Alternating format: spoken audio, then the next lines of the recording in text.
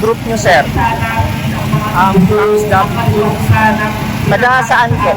ako po'y taga Bataan, sa mga isda lang.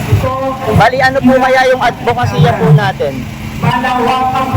Siyempre, ang unang-unang advokasya namin is mabago, mapaulat yung aming sektor ng pangisdaan na ngayon ay nangunguna sa pinakahirap na sektor sa lipunan. Isipin mo na lang kung gaano kahalaga yung papel na ginagawa namin sa isa kami sa nakalikhanan ng pagkain. So dapat lamang na maramdaman din ang sinasabing pagkulat ng gobyerno ito, lalo-lalo na ng aming sektor. Nararapat lamang na pamasahin din namin yung yaman na patuloy namin hinihinga, patuloy namin hinihuli o kinukuha para lang maisupply at maibigay sa bayan.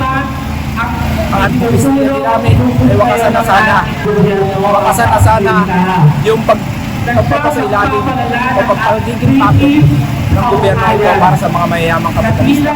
Kasi sila yung tunay na nanamamantala, naninira sa ating kalikasan, lalong-lalo na sa ating karagatan. Sila yung tunay na nakikinabang sa likas kayaman ito na dapat sana yung bawat isa sa ating mga Pilipino. Ano naman po yung inaasahan yung marinig po sa magiging SOMA po ngayon ni Pangulong Ferdinand Marcos? Yun, sana naman marinig namin ang konkretong plano ng ating Pangulo para sa aming sektor. Sana naman din marinig namin na sana'y maipatupad na ang tunay na rehabilitasyon ng ating pangisdaan. Kasi yung nangyayari ngayon, hindi ito tunay na rehabilitasyon, sinasabi nilang rehabilitasyon. Ito ay rehabilitasyon para lamang sa ayon lamang sa kanilang plano. Rehabilitasyon, sinasabi nilang negosyo ang nakatutok eh. Pero pag-iiwanan ipatupad nila ang totoong rehabilitasyon.